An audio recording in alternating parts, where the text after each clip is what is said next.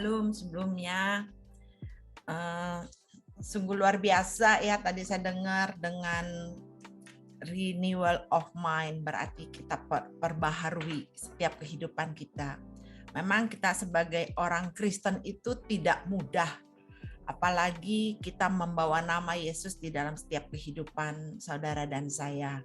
Di dalam kita memimpin, di dalam kita mengetahui baru kehidupan kita ini, orang Kristen sebenarnya ini kita mempunyai sesuatu yang tinggi, nilainya yang tinggi. Karena pernah gak saudara mendengar seperti ini, kalau orang mengejas kita, menghakimi, pasti selalu orang berkata memang tuh orang Kristen gitu. Mana ada dia menyebutkan agama lain, tidak. Berarti kita di mata dunia, orang Kristen itu mempunyai nilai yang tinggi. Jadi sehingga kehidupan kita, jangan kita membawa nama Tuhan tapi hidup kita tidak mencerminkan bahwa ada Kristus di dalam kehidupan saudara dan saya. Nah, saya mau membawakan di dalam Kolose 3 ayat 9 sampai 10. Di mana dikatakan jangan lagi kamu saling mendustai karena kamu telah menanggalkan manusia lama serta kelakuannya dan telah mengenakan manusia baru yang terus-menerus diperbaharui untuk memperoleh pengetahuan yang benar menurut gambar kaliknya. Nah, di sini kita boleh dikatakan kita ini semua sudah menjadi manusia baru. Manusia baru yang diartikan bukannya kita melepas apa yang dikatakan baru itu waktu kita dibaptis, kita lahir baru, roh kita itu yang diperbaharui. Roh kita, tetapi jiwa kita ini juga harus diperbaharui, harus merubah cara kita, cara pandangan kita, cara berpikir kita, cara berkata-kata kita, sehingga kita nggak menjadi batu sandungan. Sehingga dalam kita berkata-kata itu yang paling penting sebagai orang Kristen gitu loh. Apalagi sampai kita yang nama menurut gambar kaliknya. Gambar kaliknya siapa sih yang harus kita mencontohi? Pastikan Tuhan Yesus kita dengan dia punya karakter yang harus kita adopsi, karakter Kristus itu dalam setiap kehidupan saudara dan saya. Sehingga kemanapun kita pergi, kita membawa nama Tuhan dalam kehidupan kita. Sehingga waktu kita kemana, nggak usah kita menunjukkan saya ini orang Kristen. Oh, saya ini sudah melayani di gereja. Saya sudah memberikan persembahan saya kepada gereja. Saya sudah memberikan semua apa untuk gereja.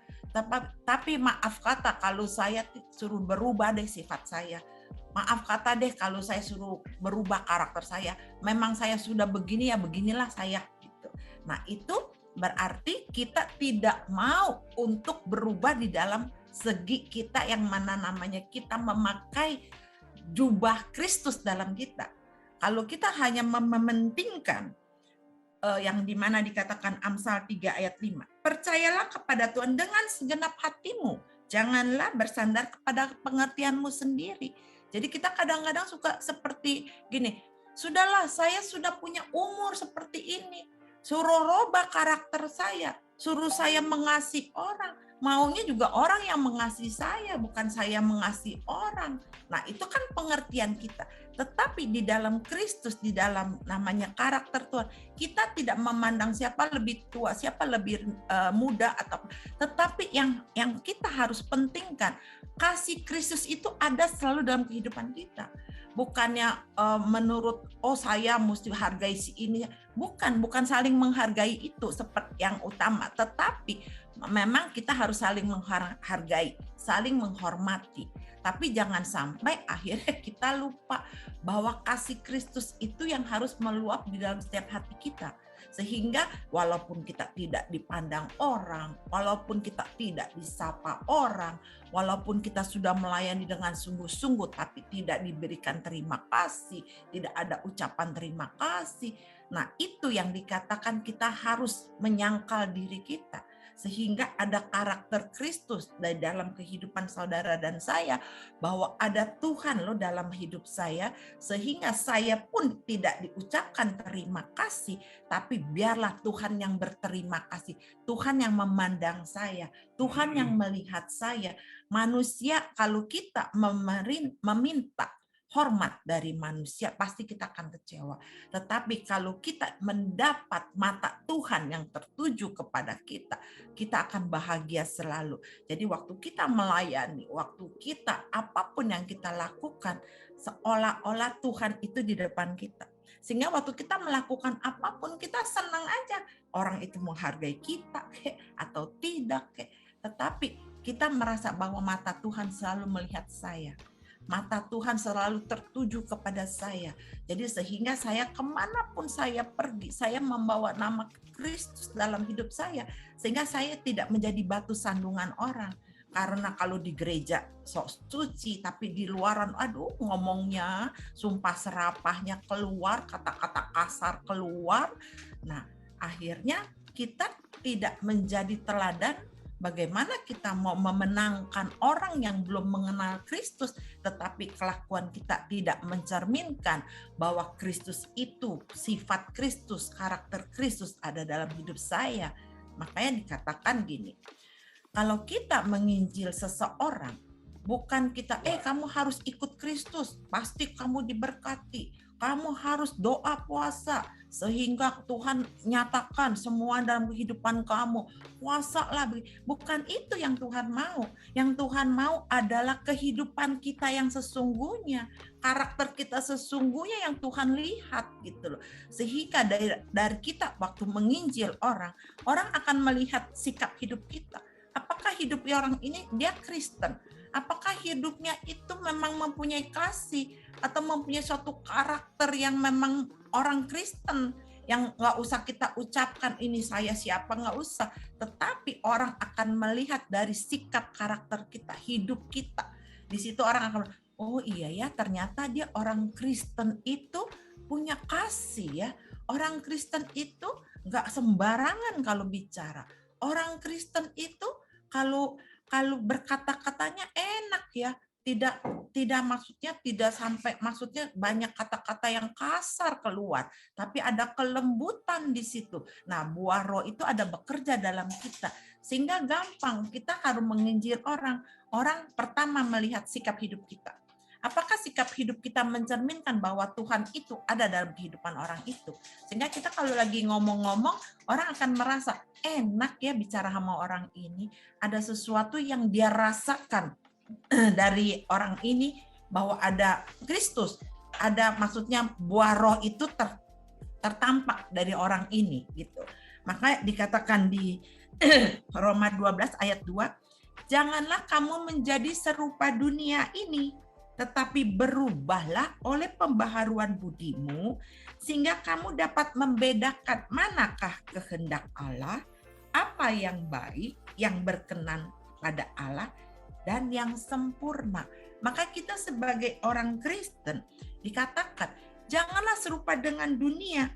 Artinya jangan mengadaptasikan diri kita kepada cara-cara dunia yang selalu maksudnya mau yang tadi saya katakan, maunya selalu dihargain, tetapi tidak dihargain kita marah. Kita udah dah, gua nggak mau, saya tidak mau lah kumpul-kumpul sama orang ini, saya tidak dihargai, saya tidak diperhatikan gitu. Nah, itu yang namanya kita harus pembaharuan budi kita. Manusia lama kita itu kan namanya kita sudah lahir baru. Manusia lama kita dulu sifat kita itu apa?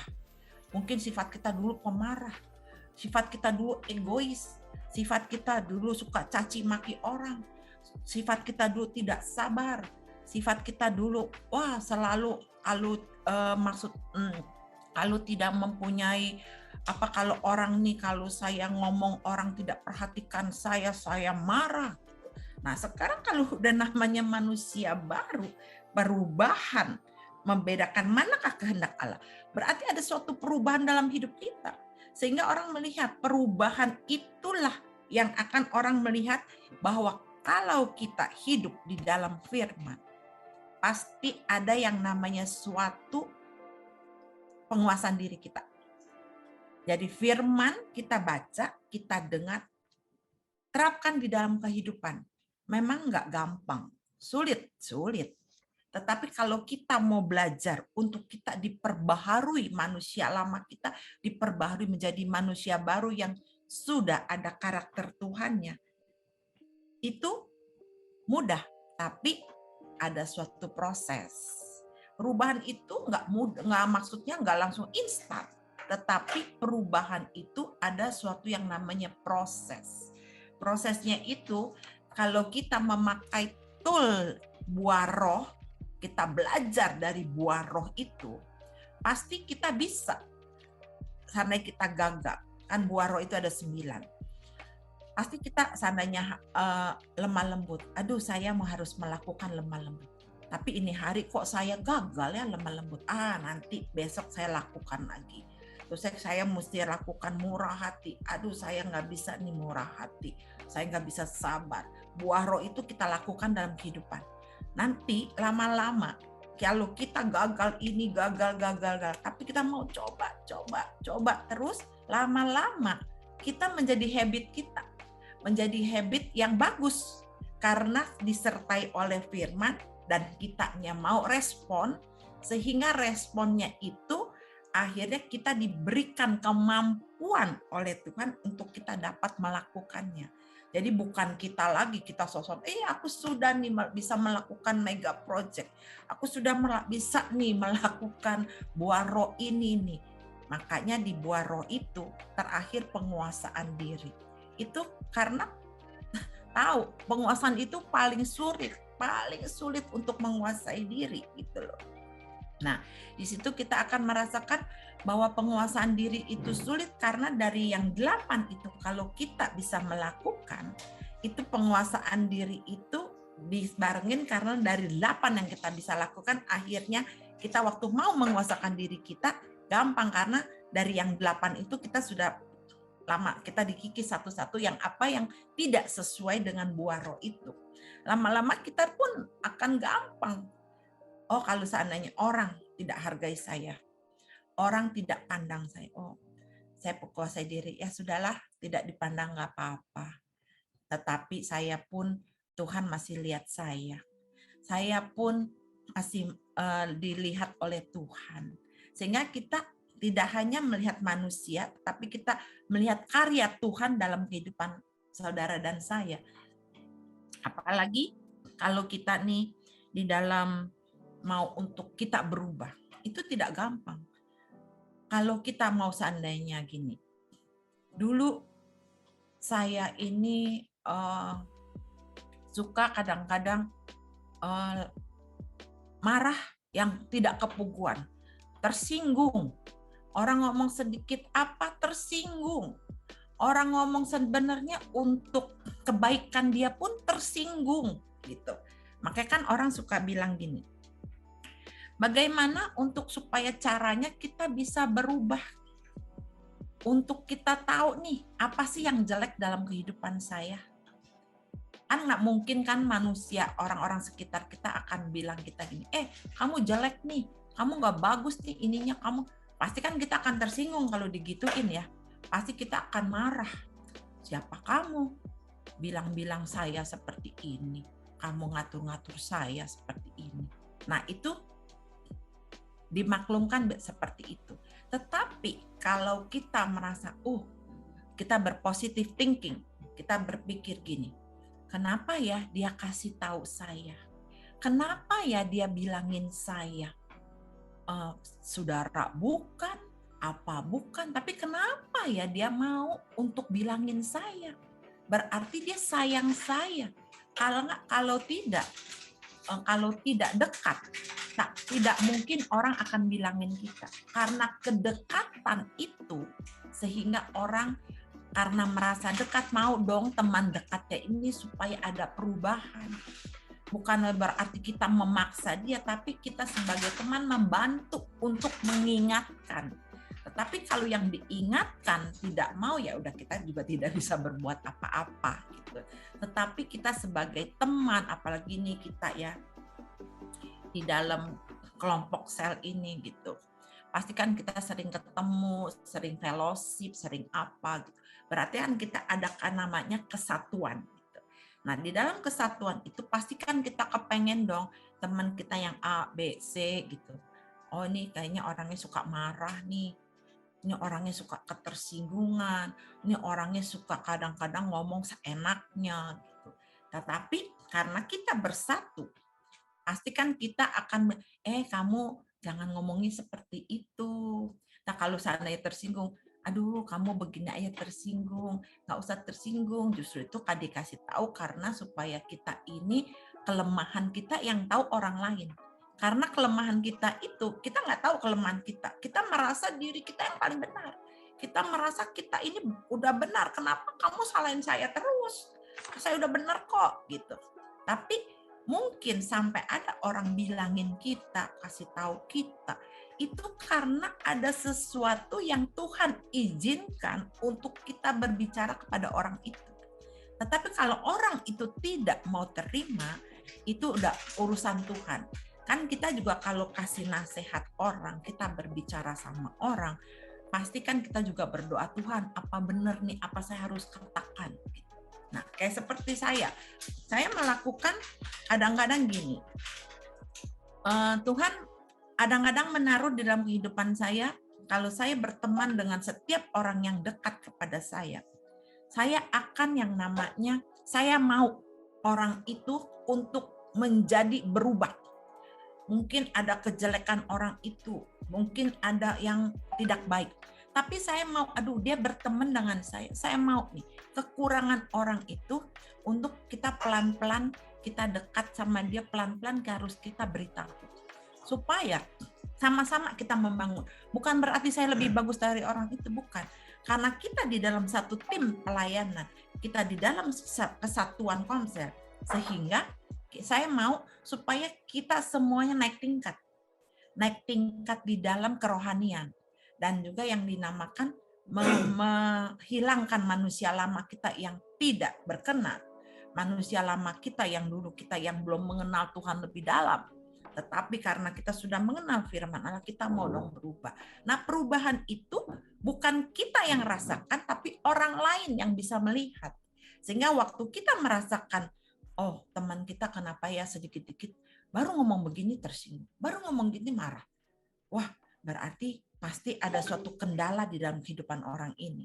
Nah, kita pelan-pelan dekat, kita pelan-pelan bicara, kita adakan fellowship untuk supaya dia pun bisa terbuka dengan kita. Sehingga saat itu kita bukan menghakimi, bukan kita menggurui, tetapi kita ajak sama-sama, ayo kita bangun fellowship. Nah, caranya kita bawa dia untuk dekat sama Tuhan, bersekutu sama Tuhan. Sehingga waktu kita ajak orang ini, kita sudah bicarakan nih, kamu gini, coba deh, kamu pikirkan. Bukan berarti saya bicara ini, berarti saya lebih hebat loh dari kamu. Tidak, tetapi karena Roh Kudus bekerja dan saya suruh ucapkan kepada kamu. Gitu. Karena ada orang yang kadang-kadang tidak menerima, dipikir siapa lu, gitu kan, siapa kamu ngomong begini-gini. Walaupun mungkin apa yang kita ngomong memang benar, gitu. Tapi namanya kan manusia masih injek di bumi, kadang-kadang dunianya juga kuat, tidak mau menerima gitu. Nah, tapi namanya caranya gitu, kita harus meningkatkan persekutuan kita dengan Tuhan sehingga waktu kita dengar orang ajarin kita, orang bilang kita tidak akan tersinggung, akan merasa oh berarti orang ini sayang sama saya. Nah, pikiran itu yang mesti ditaruh, positive thinking. Karena kalau kita katakan siapa orang itu mau bilangin saya gitu. Kalau saya paling suka kalau apa kekurangan saya, orang bilang saya, kamu nggak boleh begini. Oh ya, betul. Saya akan terima, saya akan kelola. Oh ya, berarti saya begini tidak bagus, saya tidak boleh seperti ini. Lama-lama kalau kita dengan seperti itu, berarti ada diri kita yang jelek, kita kikis. Lama-lama mengikis dengan orang lain yang berbicara kepada kita itu respon tapi kita kelola dalam pikiran kita, apa benar ya saya seperti itu, oh iya, pernah kejadian gini-gini, oh saya begini ya, oh saya begini, oh mungkin di sininya saya kurang oke nih, saya mesti berubah di sini. Karena ada orang yang kasih tahu sehingga saya mengerti. Gitu. Nah, makanya kadang-kadang kayak kita nih pertemuan seperti ini, jangan sampai kadang-kadang orang kan suka, males pertemuannya hanya seperti ini saja. Pertemuannya cuman seperti gini-gini aja. Nah, tetapi kalau kita punya satu kerinduan, aku mau nih komsel, aku mau nih dengar firman, walaupun kita jangan melihat manusia yang membawakan firman-Nya, tetapi pasti di dalam setiap firman yang akan disampaikan, itu pasti ada pesan Tuhan. Walaupun itu hamba Tuhan siapapun, jangan kita melihat kita pilih-pilih hamba Tuhan. Kadang-kadang orang suka bilang, males, yang khotbah si ini, khotbahnya kurang bagus, khotbahnya nggak enak. Wah, nggak enak, enakan si A, enakan si B. Nah, itu berarti kita sudah menghakimi hamba Tuhan. Nah, itu salah.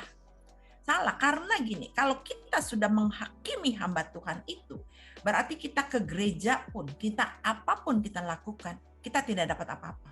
Karena sebelum kita masuk di dalam gereja, kita sudah menghakimi hamba Tuhan, pasti kita tidak dapat apa-apa. Jadi percuma ke gereja, akhirnya pulang sia-sia. Tidak dapat firman Allah, tidak dapat apa yang Tuhan mau bicara kepada kita, karena kita sudah menghakimi, pasti kita menutup diri kita. Jadi dia ngomong apa, kamu ngomong aja, gitu. Akhirnya terus, akhirnya kita tidak dapat apa-apa, gitu loh. Padahal di dalam pertemuan ibadah itu, kadang-kadang ada perkataan Tuhan melalui hamba Tuhan itu, walaupun mungkin dia pembawaannya caranya tidak enak, tetapi pasti ada pesan Tuhan singkat bagi kita. Ada kata-kata firman yang singkat yang buat kita gitu. Nah, makanya dalam pertemuan jangan sampai kita juga, saya lagi bete, saya tidak mau komsel, saya nggak mau ke gereja, saya lagi bad mood. Gitu. Padahal dalam kitab yang di Ibrani 10 ayat 25 mengatakan ini, janganlah kita menjauhkan diri dari pertemuan ibadah kita seperti dibiasakan oleh beberapa orang, tetapi marilah kita saling menasihati dan semakin giat melakukannya menjelang hari Tuhan yang mendekat. Makanya kadang-kadang kita nih kalau pertemuan-pertemuan gini, saya senang ada kayak komsel apa, walaupun saya capek, saya suka. Karena apa? Kadang-kadang kan kita bisa lemah roh kita. Tetapi kalau kita persekutuan gini, mungkin ada teman kita yang lagi semangat, rohnya lagi bangkit, semangatnya lagi luar biasa. Waktu kita hadir di situ, kita bisa ketransfer dengan roh-roh yang semangat itu, sehingga roh kita tidak akan padam. Karena kita ikut di dalam persekutuan terus. Kita mau bergabung dengan orang yang semangat, sehingga kita tidak akan padam, tetapi kita semangat karena kita bersekutu terus. Nah, di situ pun persekutuan kadang-kadang kan kita mungkin lagi ada masalah, kan kita nggak mungkin cerita saya lagi masalah ini, kan nggak. Tetapi waktu kita ikutin persekutuan, kita pas orang itu ada yang bersaksi. Nah, saksinya itu pas kebetulan mungkin merupakan jawaban buat saya dari persekutuan itu, dari orang-orang yang bersaksi. Jadi kita tahu, berarti ini saya lagi masalah ini. Itu orang bersaksi. Saya mesti melakukan seperti itu. Nah, berarti kan kita mendapat suatu berkat dari yang kita ada persekutuan itu. Jadi kalau saya paling suka, walaupun secapek-capeknya saya senang untuk namanya kegiatan rohani. Jadi saya mendapatkan sesuatu supaya saya punya roh tidak padam, tetapi roh saya tetap semangat, karena dari orang-orang sekitar yang hadir, pasti kan ada yang semangat, mungkin ada yang lemah, tapi ada yang semangat. Nah, waktu semangat itu kan kita bisa istilah mendapatkan api dari orang-orang sekeliling kita gitu. Itu yang saya selalu melakukan seperti itu. Jadi nggak bosan-bosannya gitu. Kalau sampai kita bosan, nah kita mesti koreksi diri kita. Kenapa ya sampai aku bosan? Pasti ada sesuatu dalam diri saya. Mungkin ada yang namanya kita ini nggak baca firman Allah. Mungkin kita ini terlalu sibuk dengan pekerjaan saya. Sehingga udah pekerjaan, udah Tuhan dikesampingkan, saya kerja dulu. Karena ini kangkau yang besar nih. Wah, ini lagi dapat duit yang banyak nih. Kalau persekutuan paling kayak gitu-gitu aja. Nah, akhirnya kita mengenyampingkan Tuhan. Kita tidak mengutamakan, tapi kita lebih mengutamakan secara dunianya. Nah, itu yang Tuhan tidak mau. Karena di mana dikatakan di Matius 6:33 pasti carilah dahulu kerjaan Allah dan kebenarannya, maka semuanya akan ditambahkan kepadamu. Nah, jadi kita cari Tuhan, percaya berkat Tuhan itu tidak akan hilang. Berkat Tuhan itu pasti untuk kita, pasti untuk kita. Jadi jangan maksudnya, aduh ada berkat nih, wah saya cari berkat dulu, Tuhan belakang. Enggak. Walaupun kita mencari uang, memang semua kita pasti mencari uang. Tidak mungkin gitu loh ya. Namanya masih hidup di dunia kan kita masih perlu gitu. Tetapi jangan sampai uang itu lebih diutamakan daripada Tuhannya gitu. Karena saya percaya kalau yang namanya berkat Tuhan sudah ditakar kepada kita, walaupun kita kerjanya seandainya cuma 5 jam, 6 jam, nah itu Tuhan sudah takar, kamu mampunya segini, kekuatan kamu cuma segini. Jangan kita ngoyo gitu loh, maksudnya, aduh dikasih 10 jam, aku mau 10. Padahal kita udah setengah mati, tapi karena kita mau mendapat berkat yang itu, yang besar, sehingga kita ngoyo jadinya, wah berin pun capek seperti ini. Tapi kepada Tuhannya, aduh capek, nanti deh Tuhan aku capek. Tapi kalau giliran pekerjaan capek pun, hayo supaya dapat uangnya banyak gitu.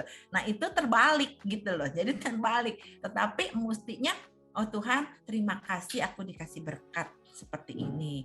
Nah aku nih Tuhan disuruh kerja lagi segini. Tetapi sebenarnya aku capek loh Tuhan. Udah deh saya nggak tahu deh Tuhan. Cara Tuhan gimana supaya saya ini tidak salah juga dan saya pun tidak mengenyampingkan Engkau Tuhan, tetapi saya mau berjalan di dalam track kamu Tuhan, saya mau berjalan di dalam line kamu. Jadinya cara Tuhanlah gimana. Saya tahu berkat Tuhan itu tidak akan hilang kepada orang yang benar-benar bersandar kepada Dia, yang benar-benar sungguh-sungguh mau menerima Tuhan sebagai juru selamat dalam kehidupan saya, sebagai Tuhan yang menuntun saya, sebagai Tuhan yang selalu menopang saya, yang saya percaya tangan Tuhan yang selalu ada yang menggandeng saya. Sehingga kita nggak pusing-pusing hitung-hitungan gitu loh. Oh, kalau aku kerja gini, aku dapat segini. Oh ya, enggak, percaya aja gitu. Tuhan, aku dikasih kerjaan begini, aku terima, aku kerjakan sebaik mungkin. Nanti kalau memang dapat berkat yang lain lagi, ya udah cara Tuhan lah. Memang kalau saya harus kerja, pasti Tuhan kasih saya kekuatan. Sehingga kita kerja, kita nggak menjadi pikirnya uang, tapi ini kita kerja karena Tuhan yang menyertai saya. Sehingga Tuhan memberikan kemampuan, memberikan semua buat saya. Gitu. Itu yang sungguh-sungguh yang memberikan kepada kita, harus kita berubah cara pandang kita. Manusia lama kita harus kita buang menjadi pakaian manusia baru yang sudah diubahkan Tuhan, memakaikan jubah karakter Tuhan dalam setiap langkah hidup kita. Itu saja Petri.